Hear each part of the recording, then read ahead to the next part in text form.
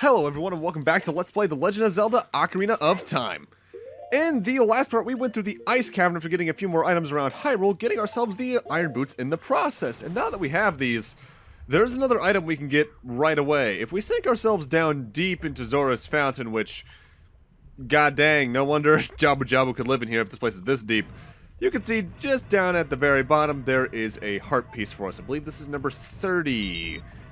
There's also some rupees around here you can grab, but it's all 1 rupees, so it's not really worth it. And now we get to experience the worst part about the Iron Boots, how slowly you rise back up out of water. You just kind of have to go with the flow and take it, and this takes a while.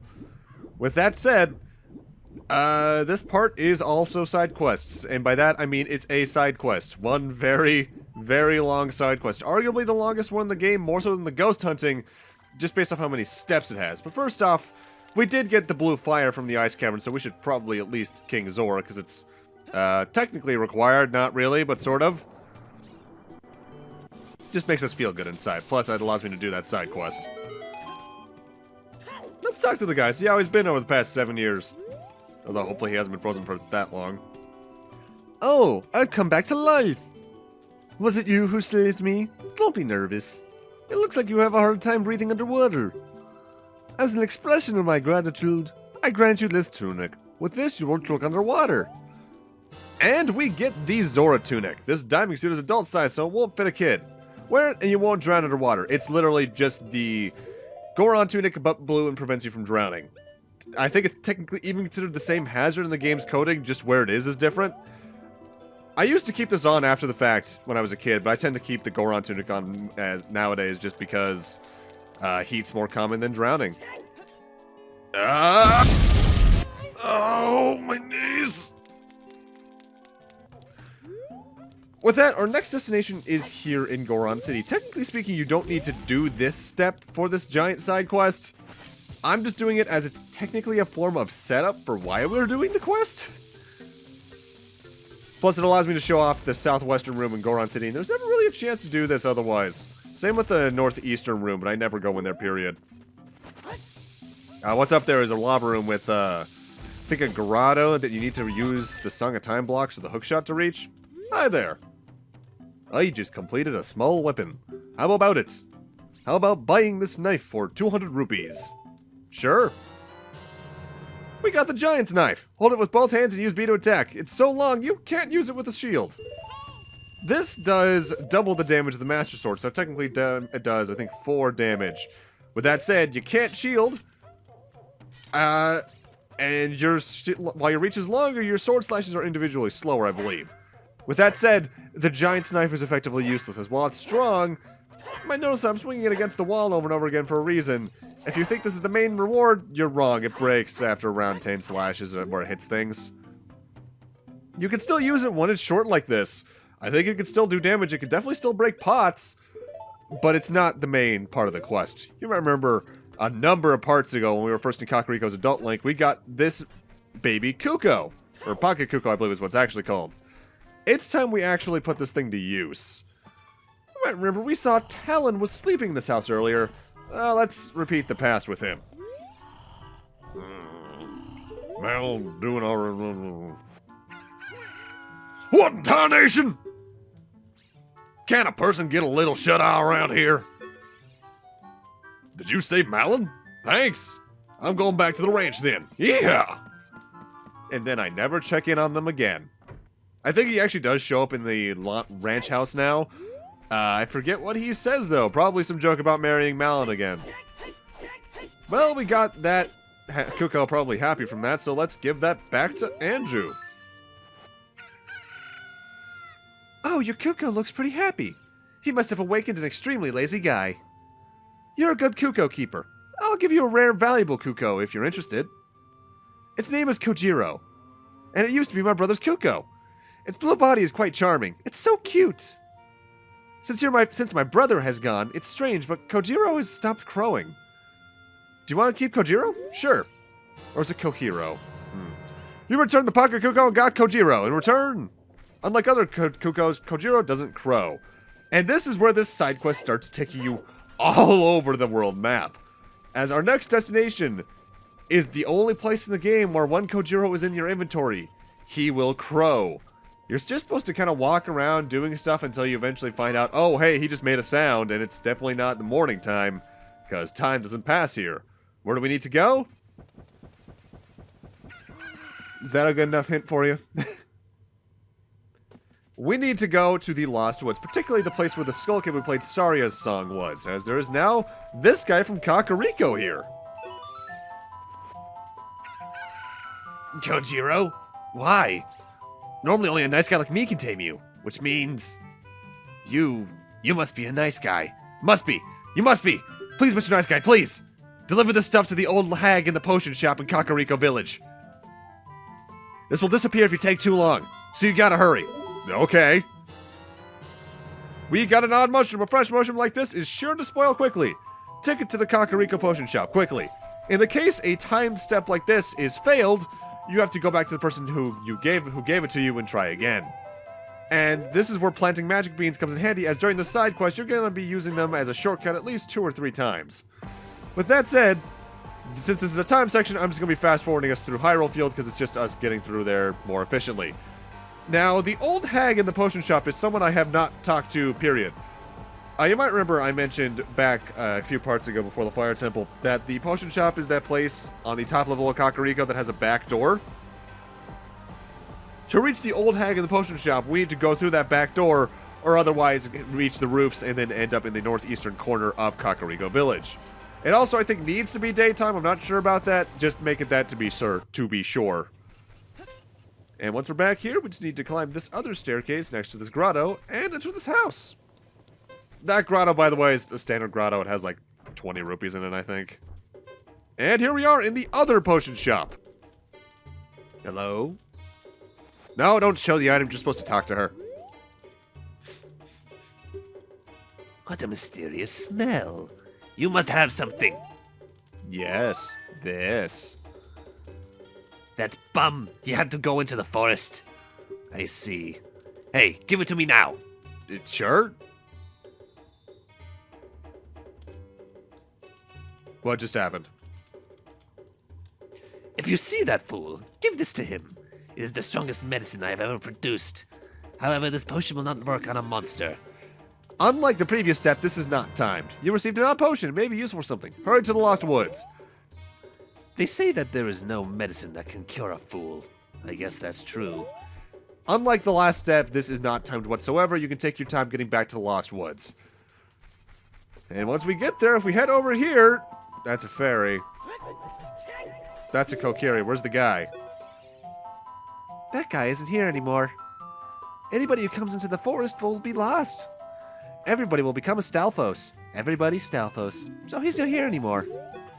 What about this, then? That medicine is made of forest mushrooms. Give it back. Okay. And we returned the odd potion and got the poacher saw. The punk young guy must have left us behind. Are you going to be, too? Okay, you are the creepiest Kokiri I've ever met. How was I friends with you as a kid? Interesting, though, that one little lore tidbit of the people who are in the Lost Woods that aren't Kokiri becoming Stalfos ended up becoming sort of a plot element for Twilight Princess. As that's technically what the Hero's Shade is. Now, we need to come to Gerudo Valley for the first time as adult Link with the poacher's saw. I'm a master craftsman. Those Gerudo thieves, they broke the bridge. I want to fix it, but all my workers are gone. They say that working as carpenters isn't cool, and they went to the Gyarados fortress to become thieves. Hey you, if you're going to the fortress, would you mind finding out what my workers are doing over there? Sure thing, but I have your saw. Hey, that saw, it's mine! But I thought I left that saw with my old lady. Oh well. My Biggoron tool broke, so I was going to Goron City to get it repaired. Your coming here was great timing. Will you give me my saw? Sure. Good kid, thanks. I'm sorry I can't give you something as good in return, but take this anyway. We traded the poacher saw for a broken Goron sword. Visit Biggoron to get it repaired. Now, the thing is with coming over here for this step is that you need Epona. As you may have noticed the bridge to Gyarados Valley was broken in the future. You either need Epona to jump the gap, or you need the item from the next dungeon to reach over here. With that said, now we need to get to Biggoron, who is not the person we met at the earlier portion of the part. That was Medigoron. To reach Biggoron, we need to think bigger. How much bigger? Try Death Mountain Peak right outside of the crater, next to where the Great Fairies Fountain is. Why do we need to think that much bigger? Well, Jesus Christ. What kind of mutation, dude? What kind of mutation? My brother opened a new store. It's Medigoron's blade store. However, I'm better at making blades. Hylian carpenters praise me for my skills. I'm not lying. Okay, what about this broken sword here? That broken knife is surely my work. I really want to repair it, but because of yesterday's eruption, my eyes are irritated. There are fine eye drops in Zora's domain. You'll find them if you go to see King Zora. Please go get the eye drops. Okay. We checked in the broken Goron store and received a prescription. Let's go see King Zora. And the quickest way to do that is to jump from the mountain, find yourselves back in the Lost Woods, and then take the shortcut to Zora's domain. Also, hi, Mido. Oh, I see. Saria won't ever come back. But I made a promise to Saria. If Link came back, I would be sure to tell him that Saria had been waiting for him. Because Saria really liked... Hey, you. If you see him somewhere, please let him know. And also, I'm sorry for being mean to him. Tell him that, too. I'm sure he already knows, Mido. Thankfully, the trek here isn't too long, all the same. So, King Zora, just freed you. Got a little favor for you. Look at this.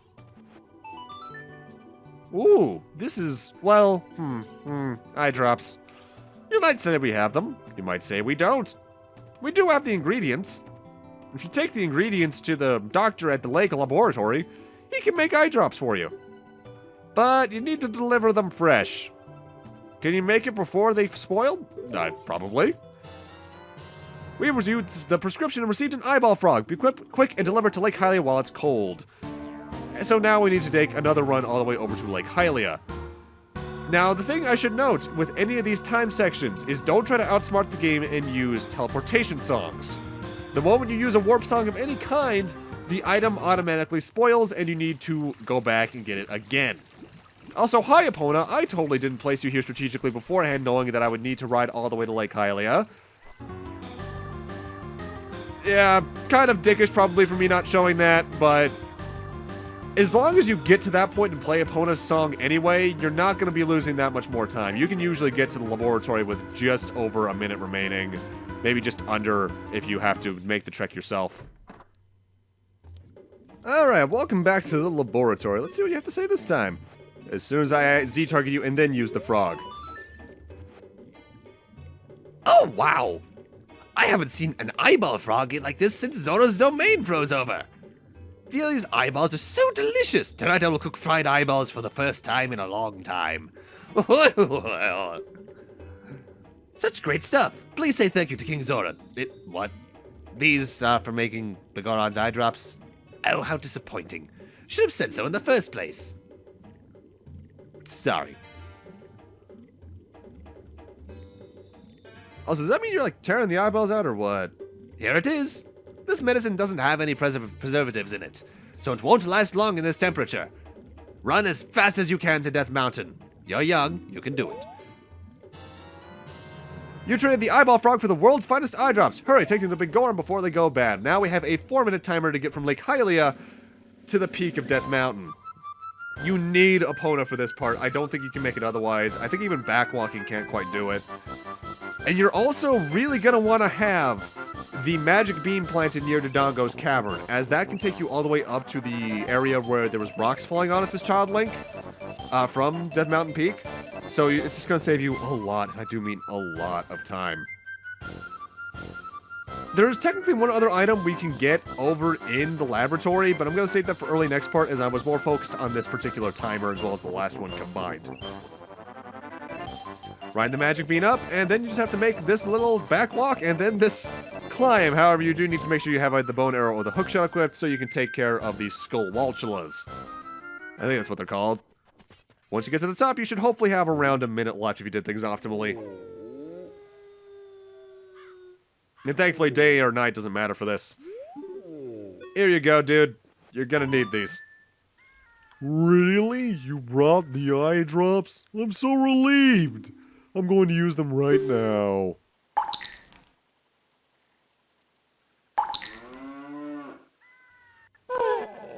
Wow! This is stimulating. It's working great. Now I can get back to my blade business. My work is not very consistent, so I'll give this to you so you won't forget. After a few days, please return.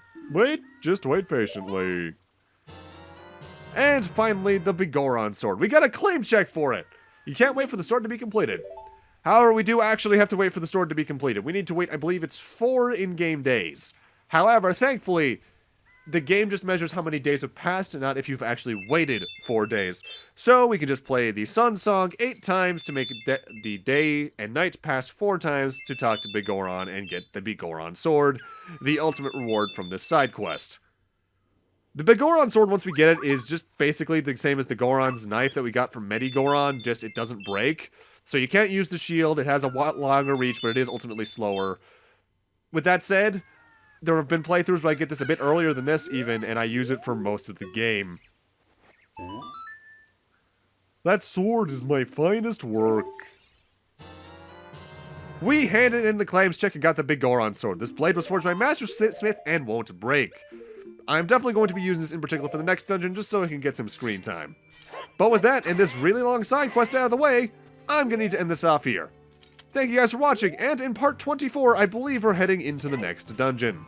See you guys then.